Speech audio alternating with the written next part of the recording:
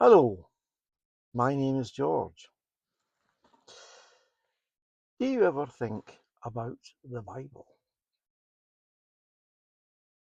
I was very privileged to be in a church where the Bible was expounded systematically, meaning that they would take a book of the Bible and week by week they would work through it. And I think that that gives you context. Not only that, but the New Testament was preached in the morning and the Old Testament at night. And again, that gives you context, it gives you balance, because the Old Testament looks forward to the New. There are things quoted in the New Testament that come from the Old Testament, and you can see things that are said in the Old Testament that are fulfilled in the New. And again, that gives you context, it gives you history, it gives you God's dealings with people. And you can't really fully understand the New Testament without being very familiar with the Old. In fact, there was a joke concerning my pastor when it was found out that he preached on the Old Testament. They said, "Is that the synagogue you've got up there?" Ha ha! But it gives you balance.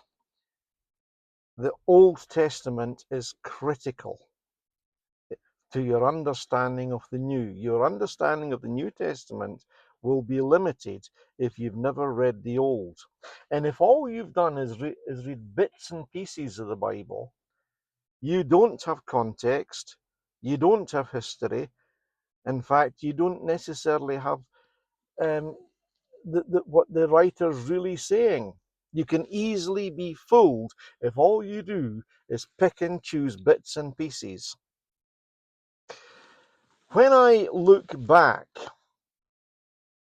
I am glad that I was given a New Testament by the organization then called the Gideons. I don't know what they're called these days.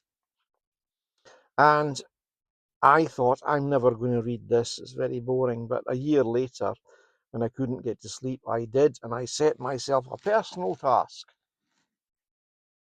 I thought, I am going to read the whole of the New Testament so that I'm able to say, I've read the whole Testament, you haven't. Ha ha ha.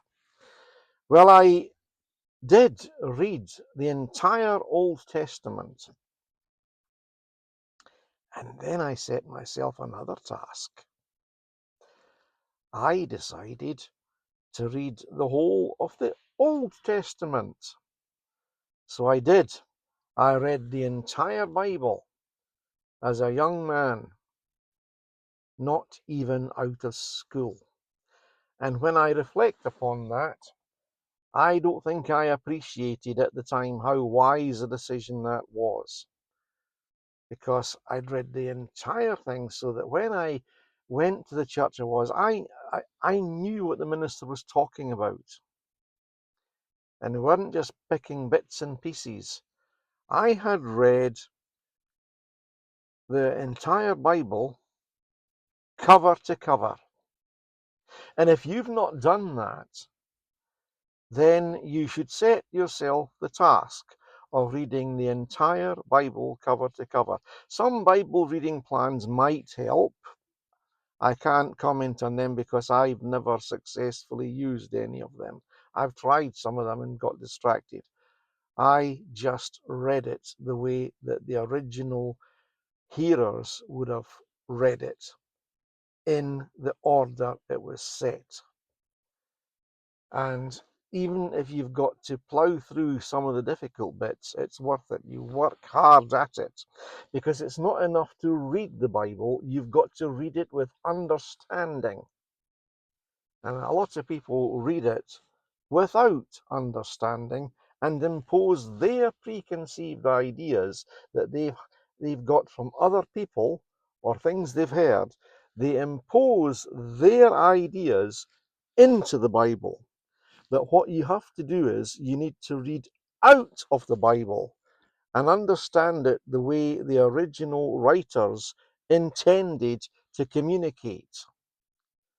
And throughout my life, I've sought to try to do that. I hope I've done it successfully, but varying degrees of success.